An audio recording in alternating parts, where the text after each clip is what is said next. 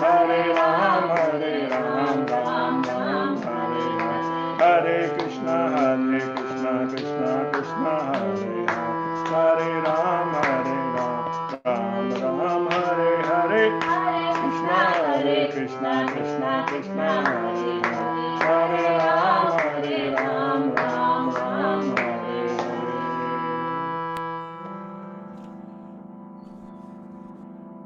Hare. Thank you very much, Ras Vilas and Amrita Sundari from their home. We're also joined by Kapil and Ishan, Shivan and Vinita Sharma, Onkar Joshi, and Rob. How are you doing this morning? Checking in. Rob was at the feast last night. Rob, he seems to get, last week and this week, he sits down with these young Indian guys, in their 20s, about his age, and they just talk and talk and talk and talk. And I'm looking over and what are they talking about? I mean, I like to sit down with young Indian students too, but honestly, after a few minutes, I kind of run out of things to say. But man, Rob, just like he gets them going, I wish I could be like an ant on that table to see what his secret is. Also, another thing I was really curious about last night was, am I wrong, Amrita Sundari, that kirtan is the tune that they use at the end of the movie, the Hare Krishna movement? I'm not sure, Prabhuji, because this I heard Bada Hari Prabhu sing. Who? Bada Hari Prabhu. Oh, Bada Hari. Okay. Yes, I got from him. Yeah, I think if you've seen that 30-minute movie, right? Yes. By the, I think, Hungarian girl Inga, and it ends with such a happy, blissful tune, and you see devotees dancing all over the world. Now, I think it's the same tune. At least your husband agrees with me. Okay, I'll go back and see. And you know why I'm happy nowadays? That's the reason. Because that tune? Yeah, she sings that tune quite often at home. That's all she has to do is just go around the house humming that tune. Yeah. Everybody's happy. I mean, that is survival for fittest for her. Among 3 men in the house, she's the only woman. You can't hear a kirtan without being happy, but that particular kirtan is like ultra happy. Did you just figure out the tune yourself by hearing it? No, Prabhuji. Krishna does that. He can do it. I still cannot. I need help. Yeah. Where do you get your help from? My music teacher, she's in Canada. Oh, okay. So she puts it together. That sheet of paper you had on the harmonium, is that the keys for that tune? Yes. Cool. Yes. Because I haven't played for a while. And in the end, he said, it's your kirtan today. So we rushed to the temple. What? I didn't hear that. What was that? I didn't know it was my turn to sing kirtan. So he told me just before leaving for the temple. So I took my paper along in case I messed up. Yeah, well, as a husband and wife team, you do pretty well. You carried pretty much most of the program last night. And then what to speak of the cooking, So the kirtan, the lecture, and the cooking is all from the House of Gold. Yeah, we don't do partial things, but we offer complete package.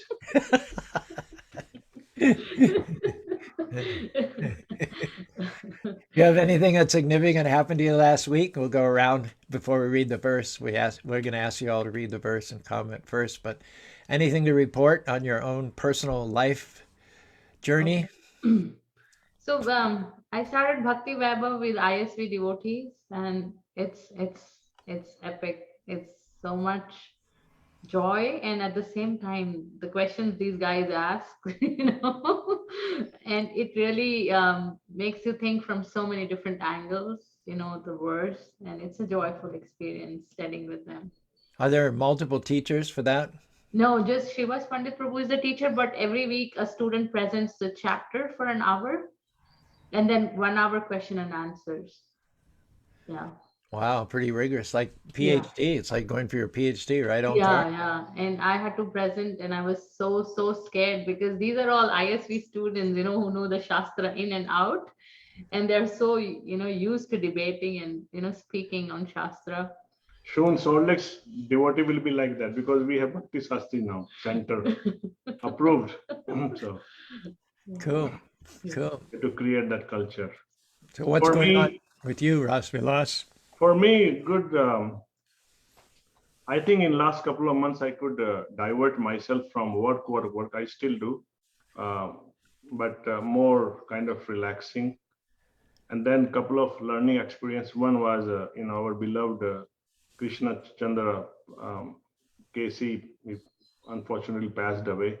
But I visited the mortuary, and then everybody was there, and I saw his body lying there. I couldn't go close to the body, and it turned exactly like soil, soil, that pale yellowish color and stuff. And then that gives a lot of realization.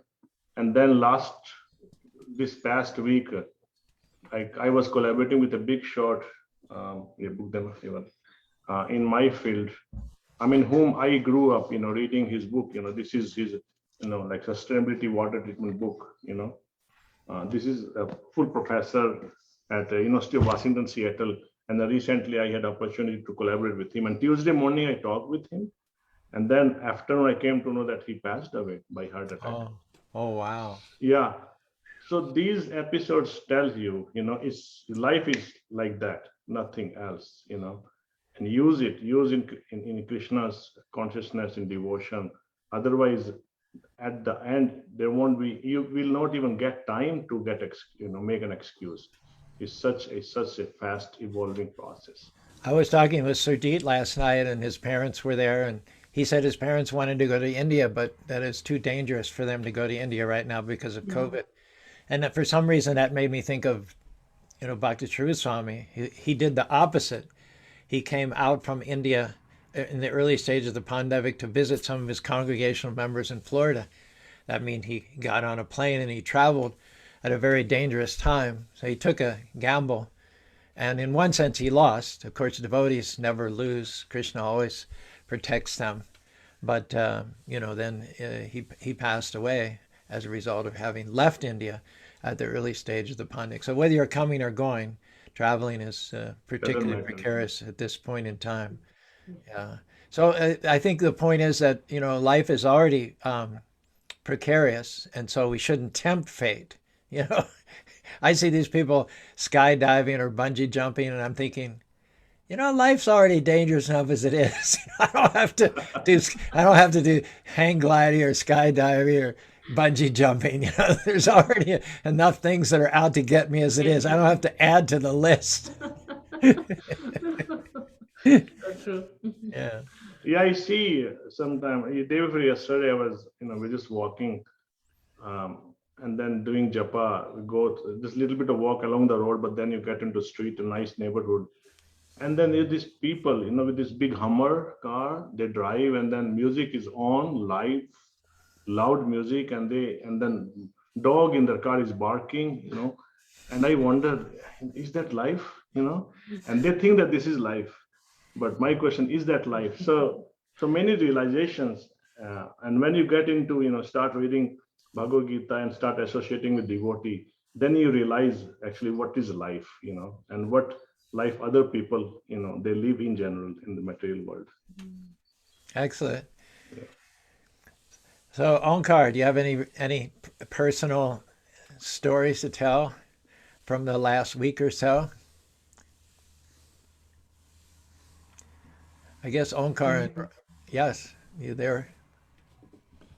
Not to intro, but I'll share with you if I have.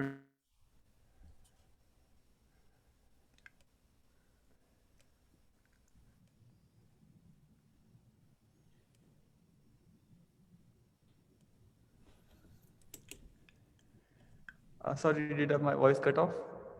It did. It cut off, but we hear you now.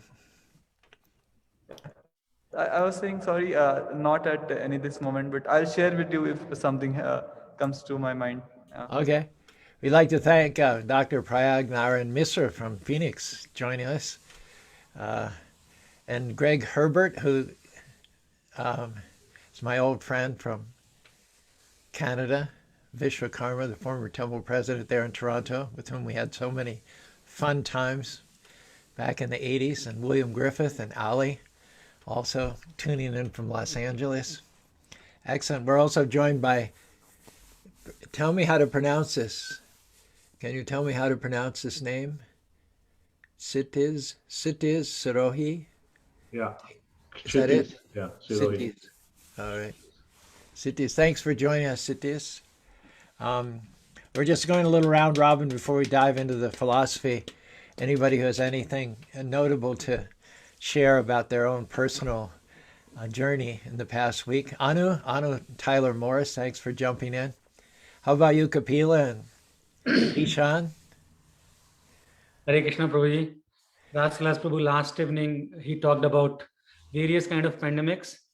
So this past week, I'm fully vaccinated, so I got my second shot. So the first pandemic piece is over. And then the second pandemic, I think it was kids' spring break. So there were moments of pandemic throughout the house. But I think there was a lot of reading and a lot of kirtan this week, Prabhu. So overall, I think it was a week well spent. I guess you're going to have a pandemic one way or another. So what we're trying to do is have a kirtan pandemic, right? Yes. Every town and village chanting the holy names. Ishan. Like my dad mentioned, it was spring break for us. So really just gotta, catch up on sleep and get some rest. And then school resumes again tomorrow. So All right. Speaking of catching up, I live in the basement.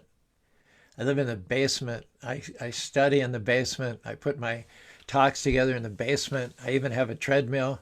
I do 10 miles a day minimum to keep the grim reaper from the door. And that's also in the basement. So I've been in the dark for like 6 months. So I'm really enjoying emerging, like the mole or like the gopher in Groundhog's Day.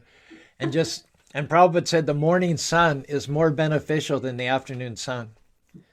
And so I'm trying to, and usually I like to do things in the morning, but I'm trying to discipline myself to go out there and chant and review slokas in the morning sun for at least 15-20 minutes a day. And we have a children's play area also, and in the spring there tends to be little weeds that crop up in the sand. So I just go out in my tank top and with a hoe and I get all those weeds up, and at the meantime make up for 6 months of sun deprivation. Really, really, really feels good. I hope that you're all doing the same. In the pandemic of 1917, the hospitals were overflowed.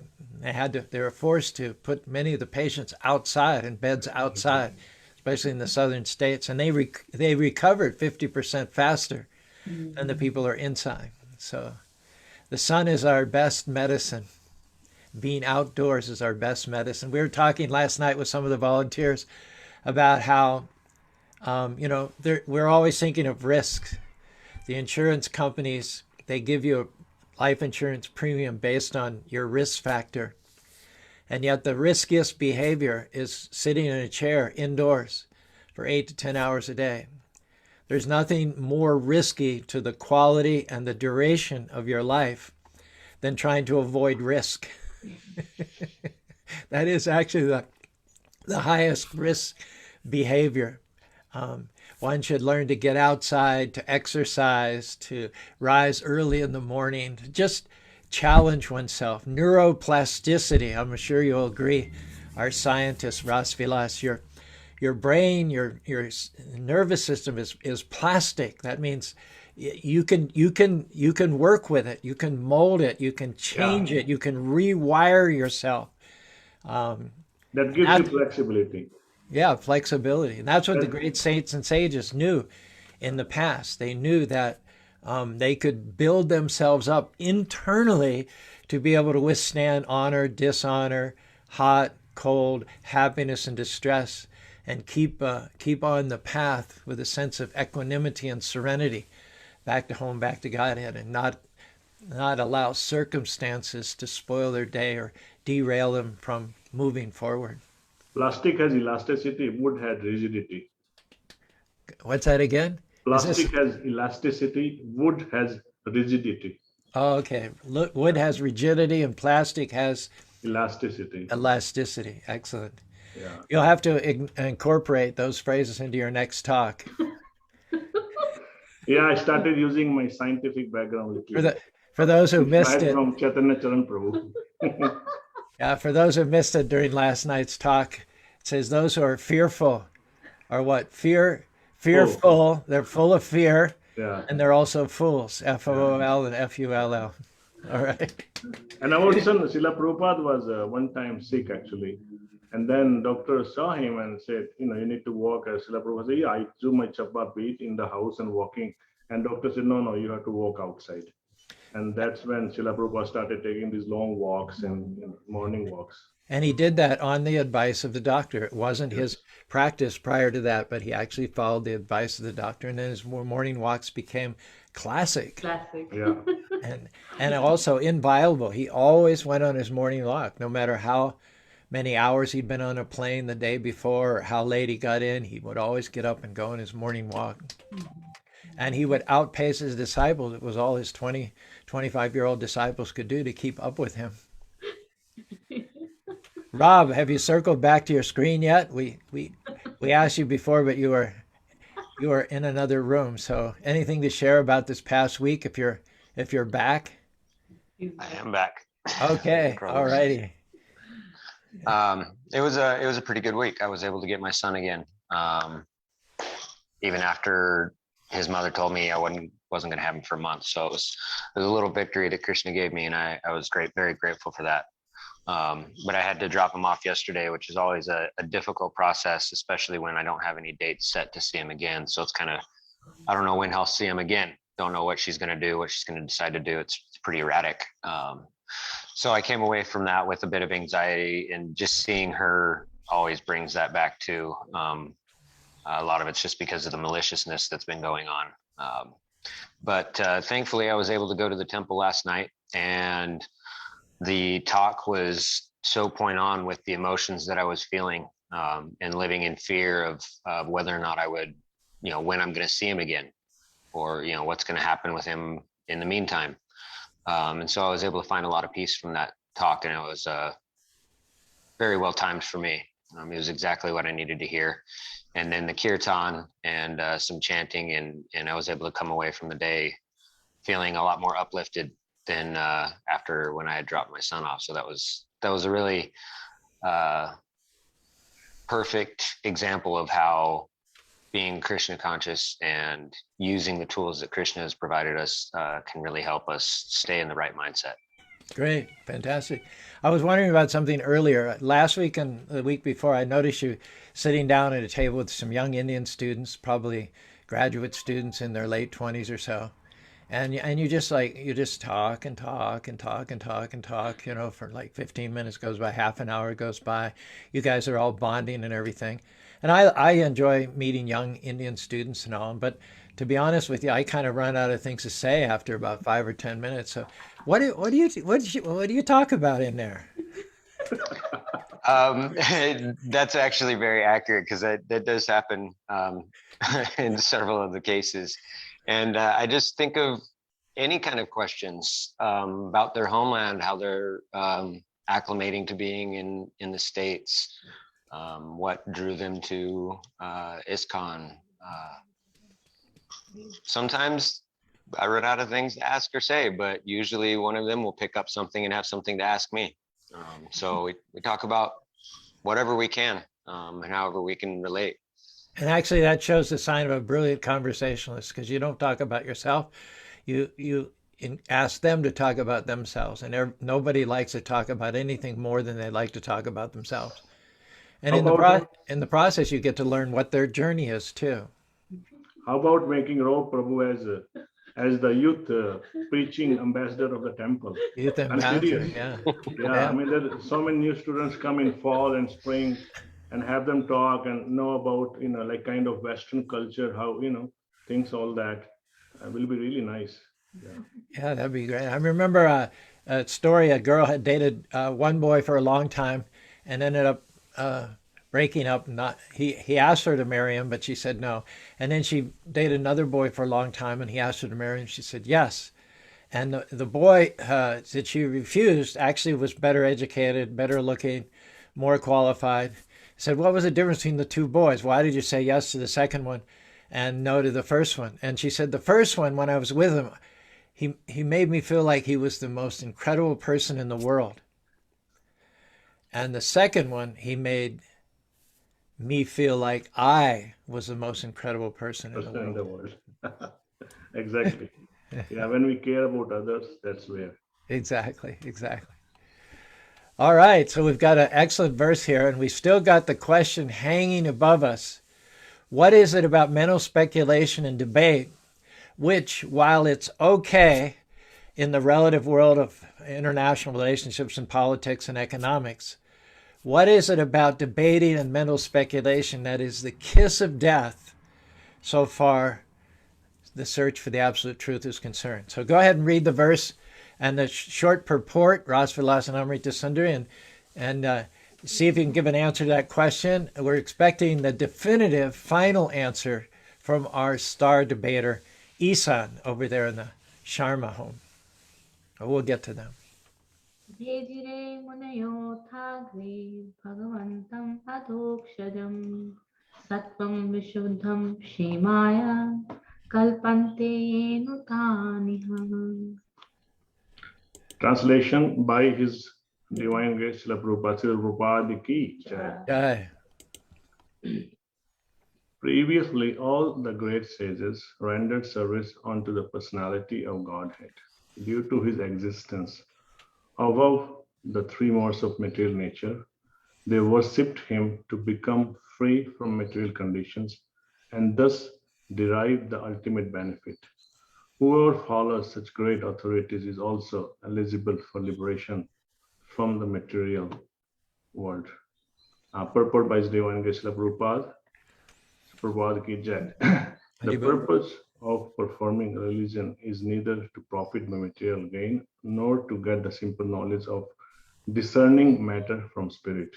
The ultimate aim of religious performances is to release oneself from material bondage and regain the life of freedom in the transcendental world, where the personality of God is the supreme person. Laws of religion, therefore, are directly enacted by the personality of God and except for the mahajanas or the authorized agents of the Lord. No one knows the purpose of religion. There are 12 particular agents of the Lord who know the purpose of religion, and all of them render transcendental service unto him. Persons who desire their own good may follow these mahajanas and thus attain the supreme personality of Godhead. So can you give your comments on this verse and purport? I'll start maybe like 2 minutes and then Amrita can continue. This is about religion, and then what is our highest religion? And the purport clearly states that our highest religion is to render our devotional service to the Supreme Personality of Godhead, Krishna. And and the purpose of Vedas also is also to render service, to know about him. And that's what the essence of Vedas is. So, and this verse also emphasizes the fact that those who have followed this path of rendering service and they have learned by their experience, we can follow their footsteps. And if anybody knows about the religion, it's the Supreme Personality of Godhead and the other 12 mahajanas. And these mahajanas are known as the knower of religion after Lord, who gave the authority to these 12 mahajanas. These are the one who know about what is religion. And among those, like Bhishma Pitama, he was one of the mahajanas, Janak Maharaj, 4 Kumaras, Bali Maharaj, and then Yamraj, Swambhu Manu, and then Prahlad Maharaj. So these are like different mahajanas. Okay. You got 7. You need 5 more. 5 more. So did you say Lord Brahma? Lord Brahma. Lord Shiva. Lord Shiva. 4 Kumaras. You said that. Yeah, we said. Yamraj. We said. You said that. Kapila, son of Deva. Okay, you got 2 more. 2 more. Bhishma Dev. Yes. There's one more. Did you say Sukadev. Shukdev Goswami. Those are the 12. All right. 12, yeah. So these mahajanas, they are well versed in religion, and because they became well versed. Why? Because they follow the path of devotional service, standing true devotional service to the Lord. And that's what we have to follow. And we can follow that by approaching a spiritual guru, who is a representative of this parampara. In fact, I've got a purport I'm going to share with you later, where Prabhupada says that Bhaktivinoda is a Mahajan, Bhaktisiddhanta is a Mahajan. He says Madhavendra Puri is a Mahajan. Basically, anybody who accepts the conclusion of the Vedas as devotional service is a Mahajan. Yes. So today is the appearance day of Shiva's Pandit Prabhu, who is Narad Muni. And as Yamraj himself tells the Yamdutas, Dharmam tu Shakshat Bhagavat Pranita. The principles of religion are known and established by the Supreme Lord only. Nobody else can establish or concoct or argument about what is going to be the religious principle. They're always established by the Lord. And the followers of the Lord, they are pioneers in giving that knowledge on how to walk on that path depending upon the time, place, and circumstance in the society. And we see Narad Muni, traveling all over the universe and making all kinds of people into devotees. So it's possible for everybody because that is our inherent dharma. And as I think that Mahabharata says, right, what's the use of argumentation? What's the use of argumentation? Just follow the path taken by the Mahajanas. Mahajana ena gata sapantha. Then there is no loss. Excellent. Kapil or Ishan, can you guys quote the exact verse here? I believe I know it's from the Mahabharata. I know that Yudhishthira Maharaj spoke it, and I think it was spoken when he came on the lake and his brothers had drunk from the lake against the advice of a crane. There was a crane in the lake. His brothers, Arjuna, Bhima, Nakul, and Sahadev had come. They were dying of thirst. There was a crane in the middle of the lake. He said, "Don't answer my questions first before you drink." But the four brothers were so consumed by thirst, they just blew him off and they drank. But as soon as they drank, they fell unconscious. Some versions say they fell dead. Then Yudhishthira came, and he was also consumed by thirst, but he was also a truth seeker. He had more of a thirst for the truth than he did for water for his body. And so when the crane said, "Answer my questions first," he agreed. And I think one of the questions, there were many questions, and they were tough questions, many of them, and Yudhishthira nailed every single one of them. He answered to the complete satisfaction of the crane, after which the crane revealed himself as his father, Yamaraj, or the Lord of Death. But I believe this verse was an answer to the question, where is religion to be found? Do you guys actually know the exact quote there? So not this one. I just remember that one of the questions was asked, like, what is the biggest surprise? And Yudhishthira Maharaj says, "Ahani, ahani, bhutani, gachani yamala." So that's the one I remember. But let me take a look. If you want to look in the Veda base, just look up Mahajano, Mahajano.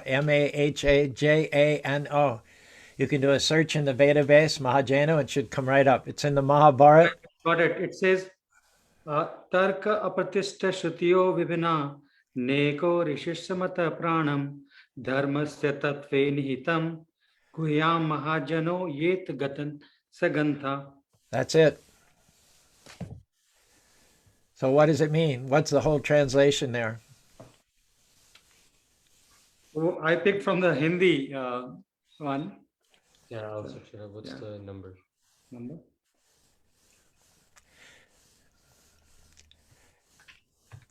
I'm just putting it.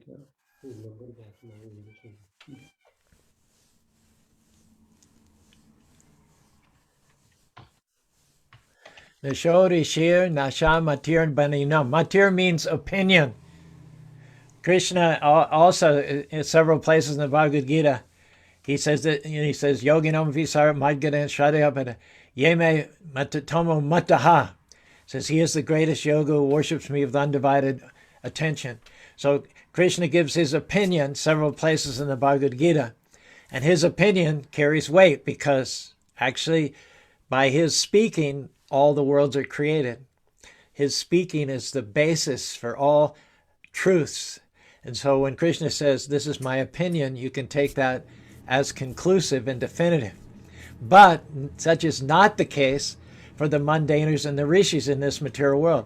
Nasho rishir, the opinions of the debaters, and this is for you, Ishan, the opinions of the debaters in this material world on relative subject matters are of no value. Why would this dharmasya tattvam nitam goyam?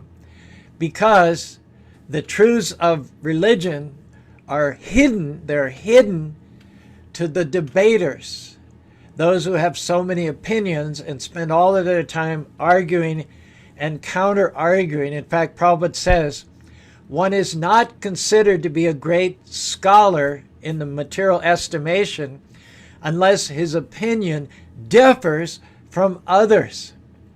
So that's the whole dynamic of debate and mental speculation, is to argue and counter-argue, find the flaws in your opponent's argument and present a counter-argument. So why is that of no value? In fact, negative. Why is it a negative asset in terms of the absolute truth? $64,000 question, Ishan. So, as I mentioned a while ago, I started reading the Bhagavad Gita so I can kind of annotate and write down notes. And I feel like every single time we have anything in the Bhagavatam, I always just take like the right notes the day before. So yesterday I was reading 2.25 was one of the verses I came across. And in the purport, Prabhupada says, we have to accept this truth because there is no other source of understanding the existence of the soul, although it is a fact by perception. Actually, wait, sorry, I was just trying to find the right. I think I'm on the right one. Wrong one. Oh, right, yes. We have to accept this truth because there's no other source of understanding the existence of the soul, although it is a fact of perception. There are many things we have to accept solely on the grounds of superior authority. No one can deny the existence of his father based upon the authority of his mother. There is no source of understanding the identity of the father except by the authority of the mother. Similarly, there is no source of understanding the soul except by studying the Vedas. In other words, the soul is inconceivable by human experimental knowledge.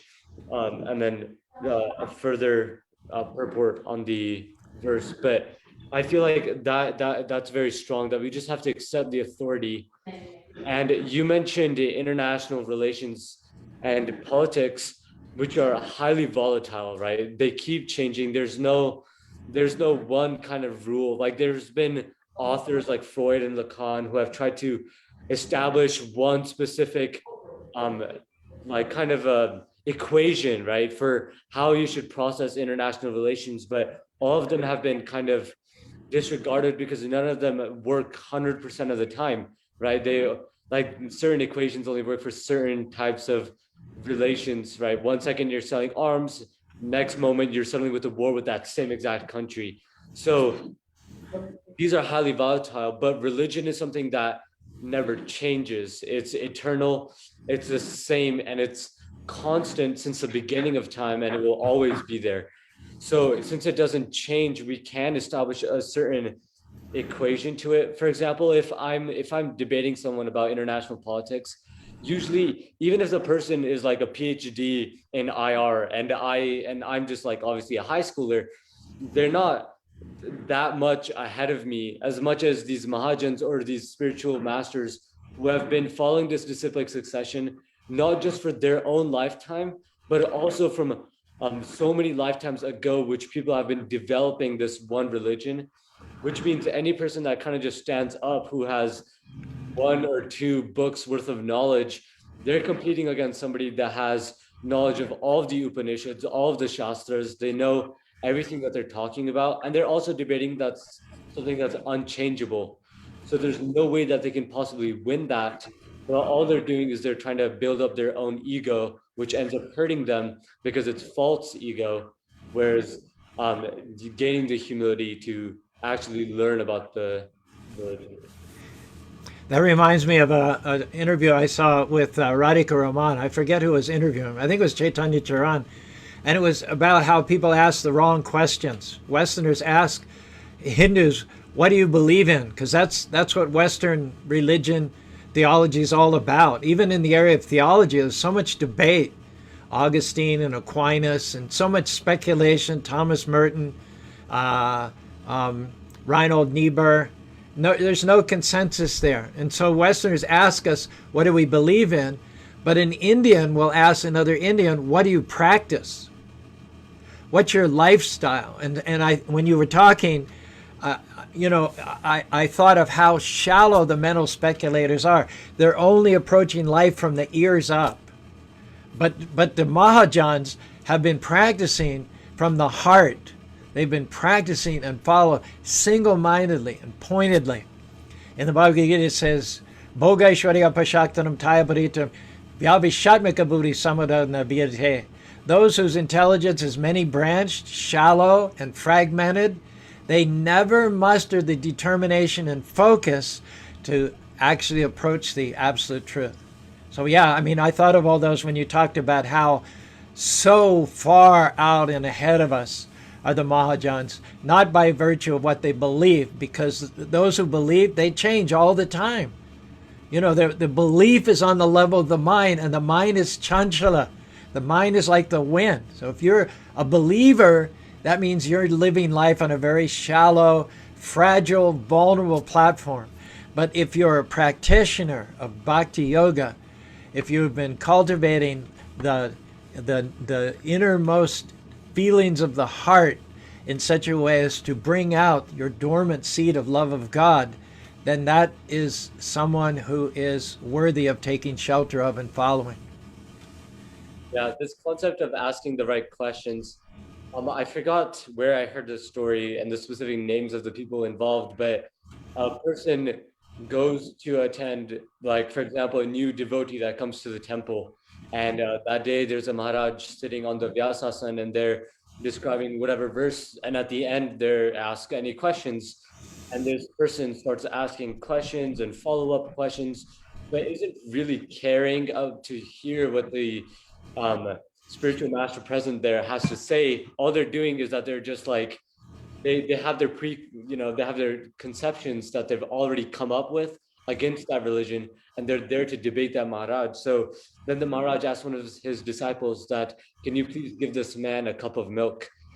And the disciples like, sure, Prabhu. So Prashadam starts and he brings a glass of milk, and the Maharaj goes over there with his own kind of jug of milk. And this person sitting there with his glass of milk full, and Maharaj is pouring milk over his glass, which is already full. And all of a sudden the milk starts to overflow. And he says, what are you doing? Like, none of the milk is actually going in the cup. It's all going out of the cup. And he said, that's exactly what, when we ask questions, you need to have your cup empty so that when I pour stuff, it actually goes inside the cup and it doesn't end up overflowing. But when you come with your preconceived notions of religion, and then you ask questions, I'm just pouring milk over something that's already full. Yeah, in other words, someone's coming to sit at the lotus feet to debate, right? That's why they're there. I'm here to debate.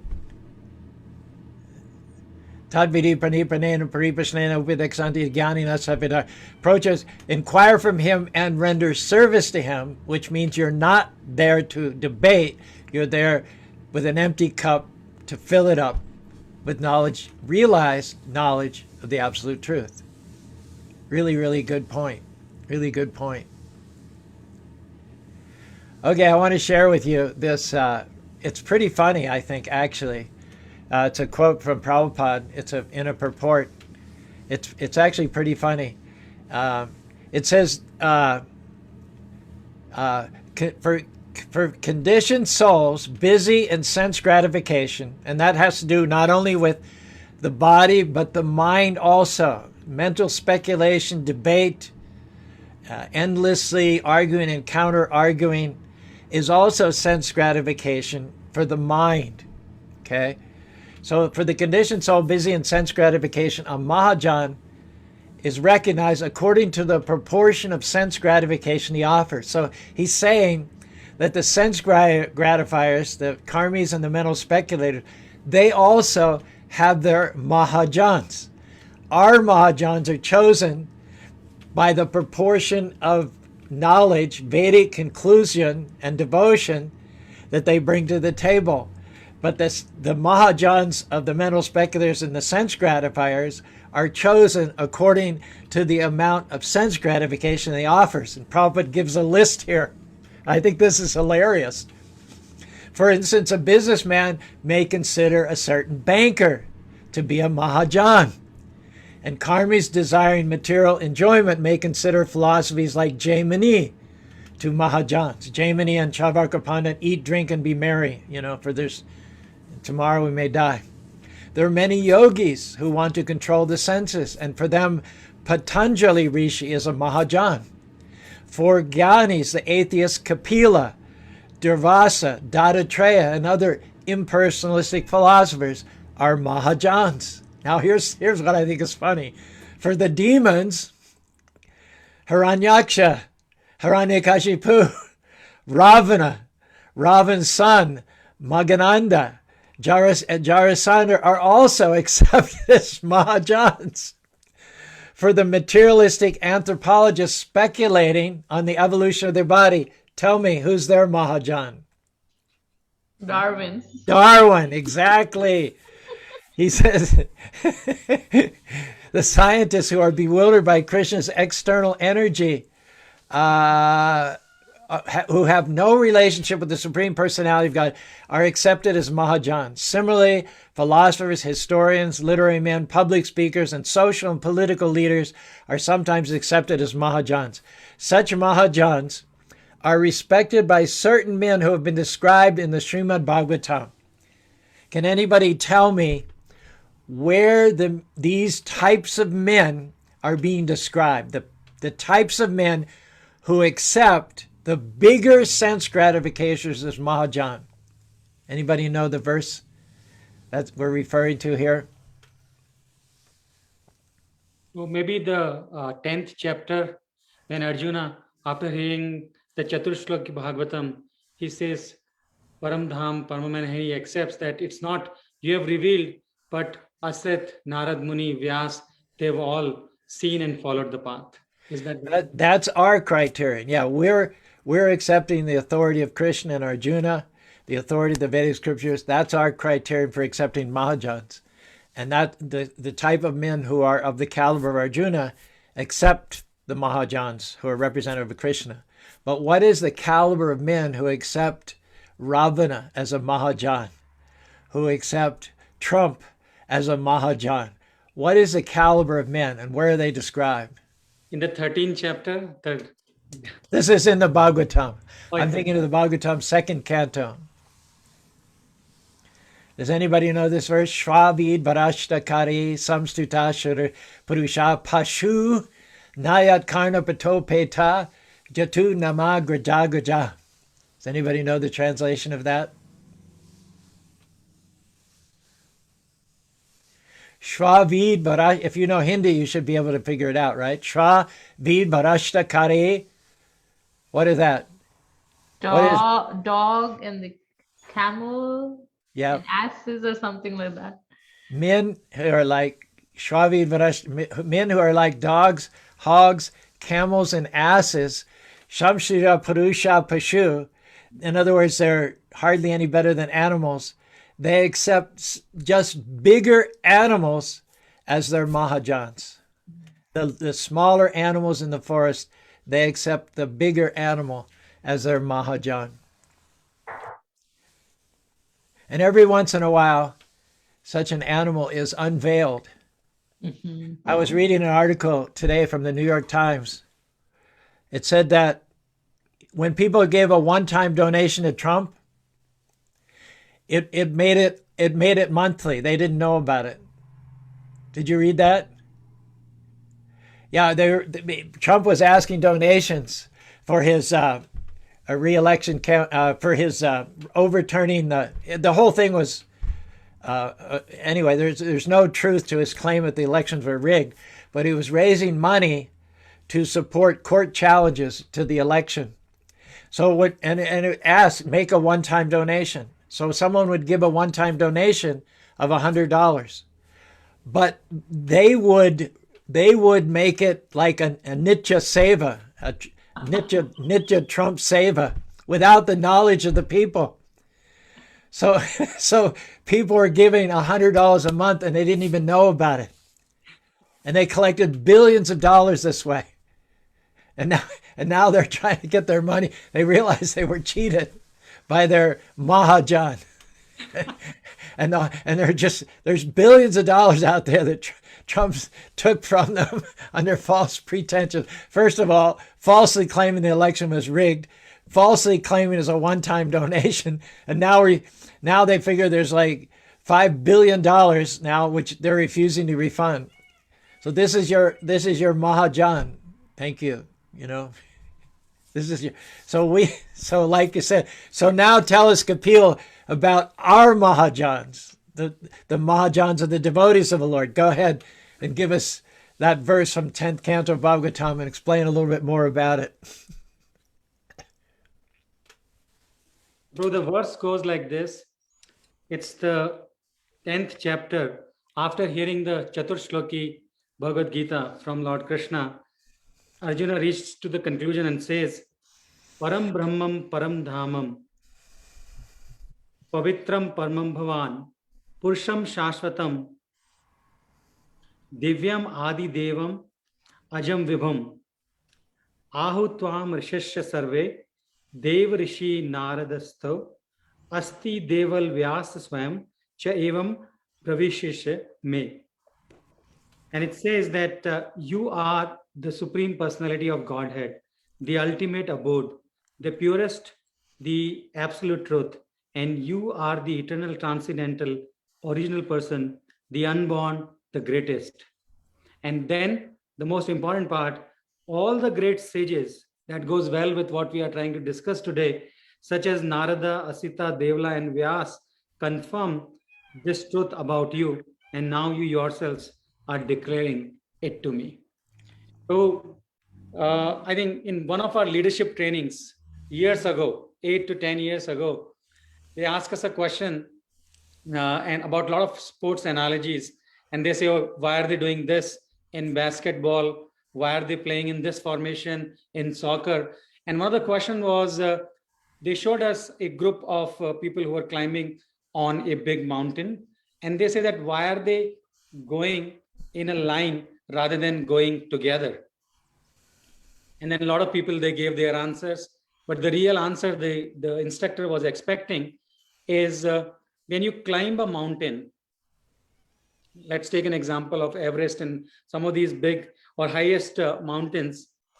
They say that there is a leader and then the others, they follow the footstep, because that's a proof that it's safe. You are taking, even though you may be taking a baby step, but the step is safe because someone has already passed and climbed. And I think that goes very well with our philosophy. There is no need to reinvent the wheel. There is no need for us to speculate. There is no need. I think that example came to me when I was reading the translation this morning, that these are the mahajans. There are a lot of people, they have experienced that. And Krishna himself says that Tad vidhi pranipatena pranipastena sevaya, the example that you were giving. We just need to be submissive and then offer services, because the combo, the submission and the service attitude will help you understand from someone who's already realized and experienced that. So that's my understanding. Excellent, excellent.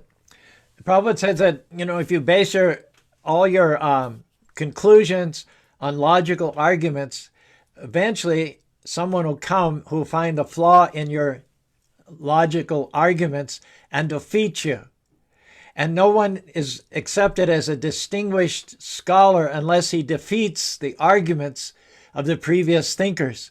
And then another Muni, from which we get the word mundane, comes along, and then he finds flaws, and he comes up with, quote unquote, the latest philosophy. So, Ishan, am I wrong by saying that what the problem is with arguments and counter arguments going on and on and on and on is that those who study debate and argumentation come to the conclusion that there is no final truth. It's all about the argumentation and counter-argumentation. There's no point at which we are meant to arrive.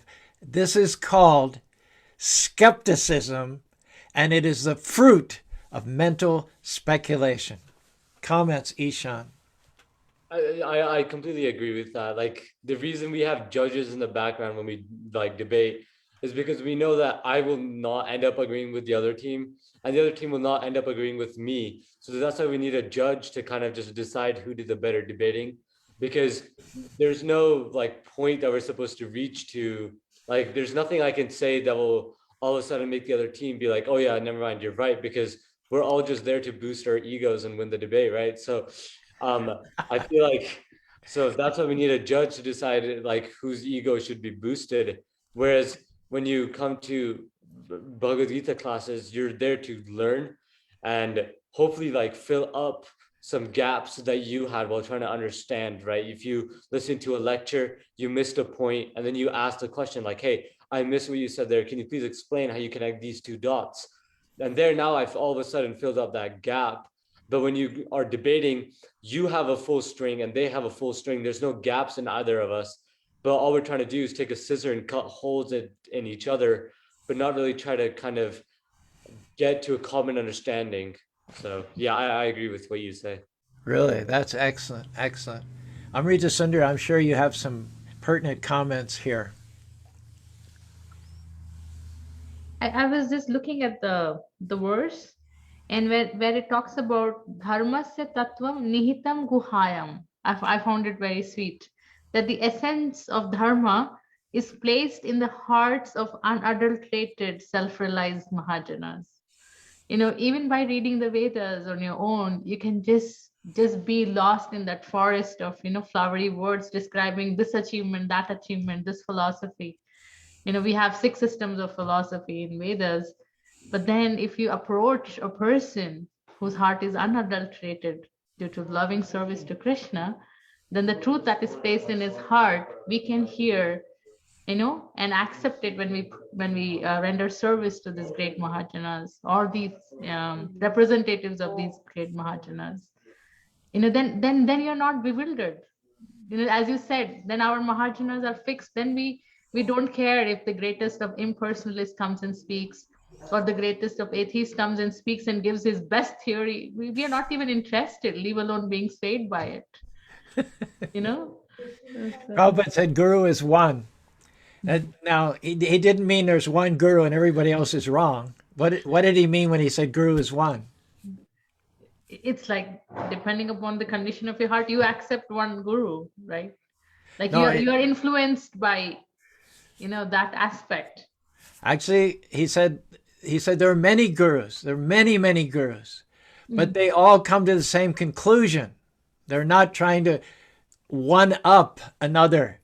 They're all on the same page. You know, the guru is one. That means you can ask him, you can ask him, you can ask her, you can ask her, you can ask her, you can ask her, and you get exactly the same conclusion. That's what's meant when you say guru is one. Yasha prasadana yasha gatir kutopi. Only by the mercy of the spiritual master can one get Krishna. But there are actually many spiritual masters. But they're one because their conclusions do not differ one from another. And the result of that is that for tens of thousands of years, a culture has been built up. The foundation is laid by Vyasadeva, Narada Muni, and Lord Brahma. And from that foundation, a skyscraper has been built over the ages of bhakti, generation after generation after generation after generation. And anybody is a guru, anybody is a mahajan who repeats what they've received from the past. And originally and foundationally, the Vedic truths have been thoroughly researched, not necessarily through mental speculation, but by tapasya of Lord Brahma, by the association of the mahajans that Narada Muni experienced, by the conundrum of Vyasadeva. All these different elements of confusion and kind of chaos, you might say, have synthesized themselves into a foundational practice of devotional service, and then it's passed down throughout the ages from generation to generation and generation. So the difference between the mental speculators is that they come and go. They cannot have disciples because, by definition, everybody wants to cut down everybody else. So what kind of a disciple is it who wants to cut down his spiritual master? That's not a basis for building a millennium-old culture. Prabhupada says the Mahajanas who guide the destiny of Vedic culture, such as Madhava, Ramanuja, and Lord Chaitanya, did not invent the Vedic Siddhanta, though they presented it throughout the ages according to time, place, and recipients. That's called Evam Para Para Praptim. It's passed down through the method of disciplic succession. And every generation can, it's not just that you accept mindlessly what you're passed down, but you enrich it, you expand upon it, and you reinvent it as well. So there's you don't have to reinvent the wheel, as you said, but at the same time, you have freedom to add your own contribution, your very own contribution to the tradition. You agree? Yes. Sundari? Are you on mute? Yes, yes, Prabhuji. I was thinking in terms of like different bogus gurus, but yes, the Satguru is one, and Krishna and even all the Mahajanas. Narad Muni says in the 4th chapter, the mission has always been one, and Siddhanta always stays the same. The principles of religion stay the same. The details the Acharya decides according to time, place, and circumstance. So again, bhakti is very dynamic. It's a very dynamic process, and every individual adds to that treasure house of devotional service. Yeah, it's so wonderfully put. Thank you, Prabhuji. Yeah. So Onkar, you might have an insight into this. Onkar's taking his PhD at the University of Utah, and you're very much in the mood of listening, following the path of the previous teachers and philosophers, and reading textbooks which have been written by the Mahajanas in your subject. So how do you feel about this whole dynamic of receiving certain fait accompli, certain predetermined conclusions from the previous acharyas, but does it, in your opinion, allow you to be you? Does it, at the same time, allow you to exercise your own individuality and be creative as well? Hare Krishna, Prabhu, Dandat Pranam. Please accept my humble obeisances. All Sorry, I am having some internet issues today, so I'll just try to keep my video off and speak. Am I audible to all? Yeah, we can hear you. Yeah. So, bro, thank you for the question, and I really like the process of disciplic succession. Very interesting and very rigid. I did not hear about it before I came to Krishna consciousness, but when I came here, this process really was very scientific and very amazing. One day, young Prashant Prabhu was telling me one day that he went to lunch with his office colleagues, and his boss was asking him that how do you feel difference in going to temple in India and going to temple in Utah? So he told him, I don't feel any difference. The process is same. What we do in India, we do the same thing here. So his boss was amazed. He said, really? So that means that your guru must have documented everything. So he told, yes, our guru wrote 80 books, volumes. So he was again amazed. Oh, that's a long document. So everything is concrete fix. So he told me, yes, everything concrete fix. So I found this very amazing that 800 centers all over the world, but same thing happens everywhere, even whether India, Europe, Russia, China, or United States, same festivals, same prasad, same menu. So everything is fixed. So I guess that is the beauty of disciplic succession. That there is very less chance to get migrated. So I'm very thankful to be and grateful to be in such a philosophy and having opportunity to follow such. You mentioned there are So 820 Hare Krishna temples all over the world. And if you go to any temple, you'll find the same culture, the same cuisine, the same philosophy, the same scriptures, the same kirtan. But there are also many Hindu temples all over the world. Is that also true of the Hindu temples? I mean, there are certain elements that are similar, but will you get the same philosophy, the same practices, the same beliefs? My own opinion is, my experience is not. Just like if you get 100 mundane philosophers and mental speculators together, you'll get 100 different opinions. Similarly, you visit 100 different Hindu temples, Hindu temple of Cincinnati, Hindu temple of Greensboro, Hindu temple of Greater Chicago, and you're going to get 100 different opinions, which would indicate that there's a significant element of mental speculation in what people today call Hinduism. Oftentimes, I'm get asked by schools and study groups if I would give a presentation on Hinduism. And I said that would be practically impossible because I'd have to cover 100, if not 1,000 different opinions and theories and hypotheticals.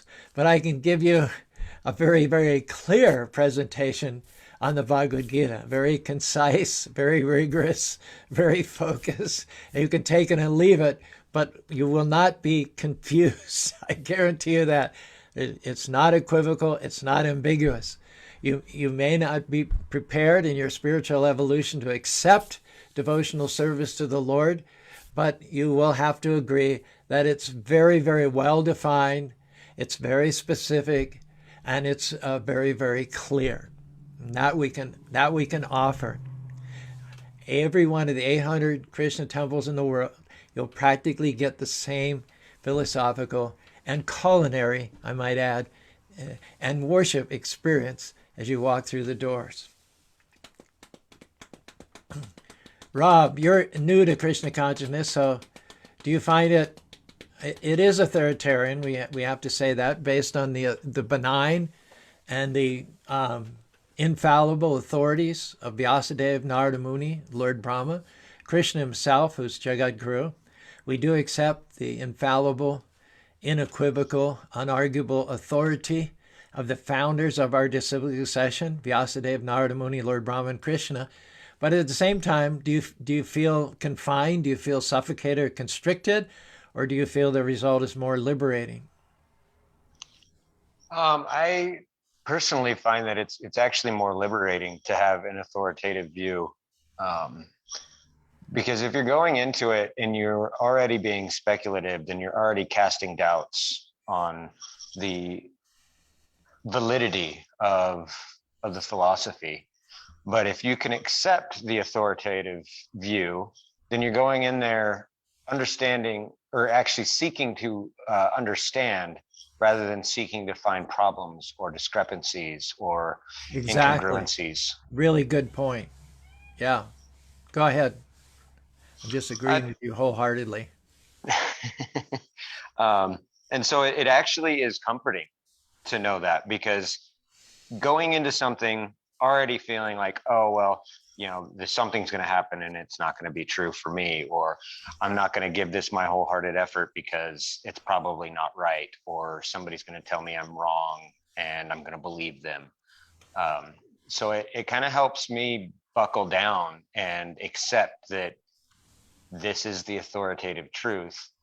If I'm going to go in there doubting that, I'm not going to get the full effect. I'm not going to get the true value of what it has to teach me. As always, Rob, very concise and to the point. Anybody else have any other comments?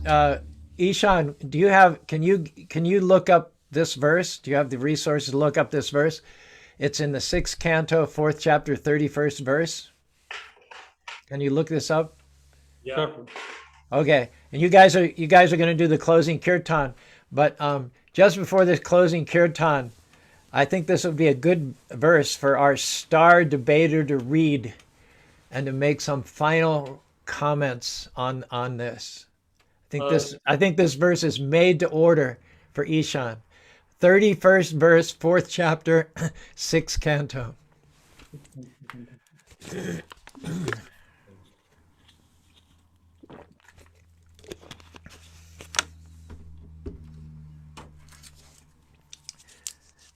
Shivan can tune up his madanga while we're waiting.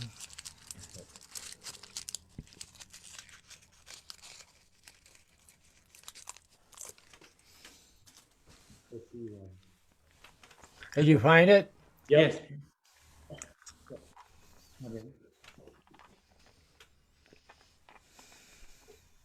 Yakshaktato vadam vadinam vai vivada samvada bhavo bhavanti kurvanti cha samuhuratma moham tasmai namo nanta gunaye bhumne. Translation and purport by Srila Prabhupada. Let me offer my respectful obeisances unto the all-pervading Supreme Personality of Godhead, who possesses unlimited transcendental qualities, acting from within the cores of the hearts of all philosophers who propagate various views. He causes them to forget their own souls, while they're sometimes agreeing and sometimes disagreeing among themselves. Thus, he creates within this material world a situation in which they are unable to come to a conclusion. I offer my obeisances unto him. A word or two before we go into kirtan? Yeah, I like the way it feels kind of as the authors, how do we say it, like taking a jab or like criticizing these other philosophers who have different views. He says that Krishna causes them to forget their own soul, the real, the absolute truth, in search of other separate truths, which are material and highly debatable. And that way they're so volatile and so fragile that anybody can come and tear up anyone else's views, but none of them are looking towards themselves and finding the absolute truth inside and also outside. And also, it's kind of interesting too, because in this verse, because of their disregarding devotional service and minimizing the stature of the great mahajanas, it is Krishna himself who causes them to forget their own souls. It is their arguments come from Krishna, the arguments by which they forget Krishna and overlook their own souls come from Krishna. And this is also stated, I think it's in the 7th chapter, 25th verse. Naham prakasya sarvasha yogamaya mudho yam nabiranti naham tebyo managapi. Krishna himself obscures their vision, obscures and perverts their knowledge because they overlook him and ultimately are on some level or another offending him. All right. So I just have a quick example, two of them. I think that has a very profound as well as a very practical impact. So a couple of years ago, Radhikaran Prabhu was giving a discourse on the day of Gaur Purnima. It was a big festival. And there was this person, he came and he started asking Prabhuji some questions. Why Krishna is blue? I'm just making it up, but the questions were like that. So Prabhuji answered the question, and then the person changed the question, said that, oh, then why do we have these many wives of Lord Krishna? And then Prabhuji answered that question. Then there was a third question, and after the third question, Prabhuji took a pause and he said that, see, it's not the questions and the answers; it's basically the faith. Unless, and see, whenever we are in a mode of debate, the person with better intellect, better experience and knowledge will win. So he said that there is no end to this. You may keep asking the questions, I may be answering, and that eventually the person with a better intellect, experience and intelligence will win. But that won't help you unless you believe in God. The kind of questions you are asking gives me an impression that you don't believe in the philosophy, don't believe in the God. And I had a similar experience with, almost similar, I would say, with Harikesh Prabhu in India. So I was in India and he visited us, and we went for Mangla Arti to Govind Dev Ji. And then there were three of us in our dhotis. and there was this old fellow, he came and he said, "Oh, you young boys," in a very sarcastic way. He said, "Okay, you know about Lord." And the question that he asked, "Do you know what was the age of Lord Krishna when he departed?" So uh, Harikesh Prabhu, he smiled and he said, "No, no, we don't know." And then we moved. And I was very upset. And I said, "Prabhuji, I know that you knew about this answer, but why didn't you answer?" And he said that there are a lot of questions that are not meant to be answered, and they are not asked to be answered.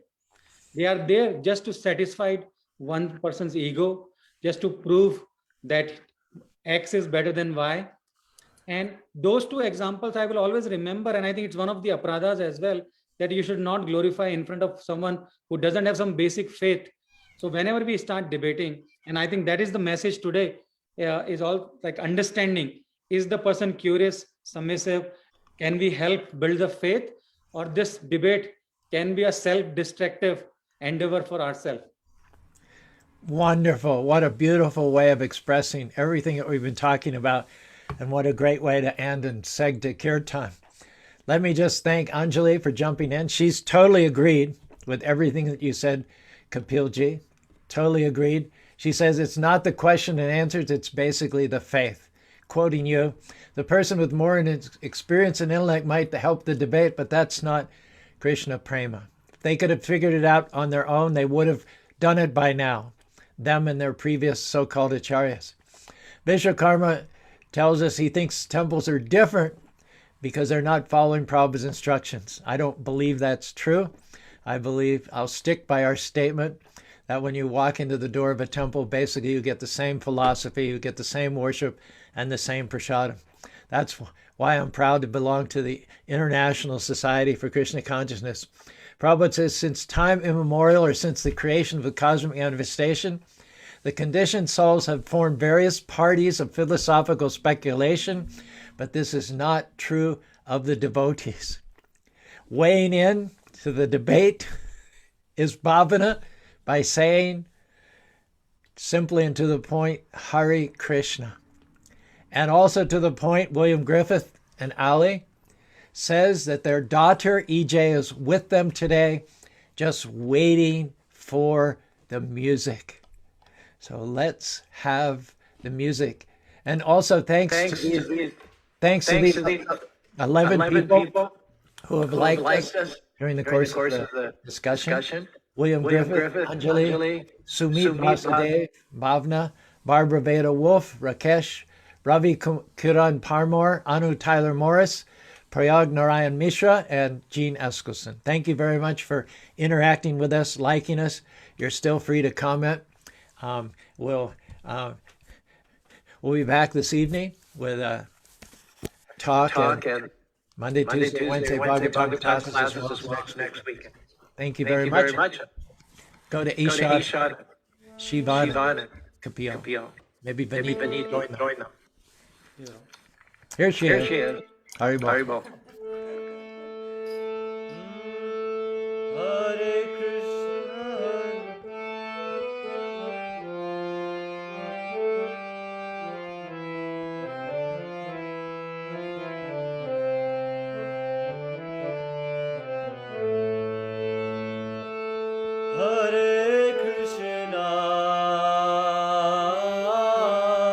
Hare Krishna, Hare Krishna,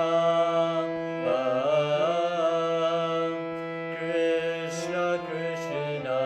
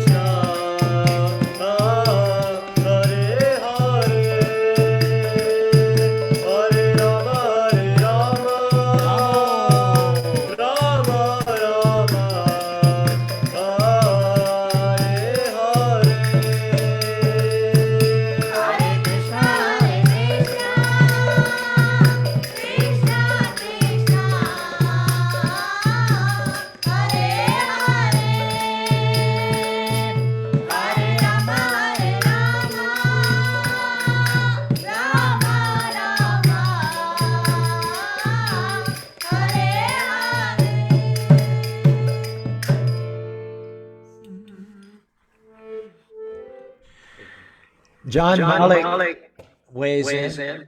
He says, marvelous kirtan. Hare Krishna. William Griffith, I believe his granddaughter EJ would have considered it well worth the wait for that kirtan. Ishan is rapidly becoming one of our premier kirtan leaders. And we expect Shivan also to Tarka Pradishtam Shuteo Banir, to follow in the footsteps of his bigger brother. So thank you. It was a really, really potent and to the point, very focused discussion today. I know that a lot of things crystallize in my own mind in this area that we're discussing. And I thank Amrita Sundari, Ras Vilas, as well as Kapil and Ishan, Rob, for having helped me to understand, get a better grasp of this very, very crucial and important subject matter. So we all come away the better for it, the richer, hopefully, with a tad more devotion in our hearts, a step further towards the supreme, loving personality of Godhead. We'll see you later today, should you care to join us for the Sunday program in Spanish Fork. Otherwise, Monday, Tuesday, and Wednesday at 7:30 Utah Daylight Time, we'll be on the Srimad Bhagavatam series of shows. In the meantime, don't forget to chant Hare Krishna, Krishna Krishna, Hare Hare, Hare Rama, Rama Rama, Hare Hare.